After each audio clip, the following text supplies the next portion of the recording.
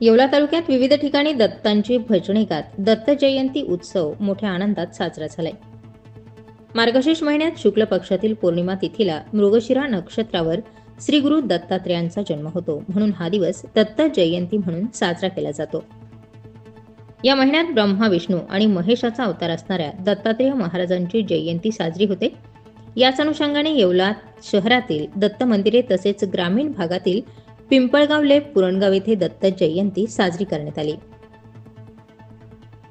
पिंपळगाव लेप येथे दौंडी वस्तीवर गावातील भजनी मंडळींनी भजनं गाऊन ही दत्त जयंती साजरी केली, तर पुरणगाव येथील दत्तनगर ठोंबरे वस्तीवर महिला पुरुषांनी दत्त महाराजांची भजने पाळणे गाऊन अतिशय भक्तिमय वातावरणात दत्त जयंती साजरी केली। यावेळी गावातील भजनी मंडळ ग्रामस्थ उपस्थित होते।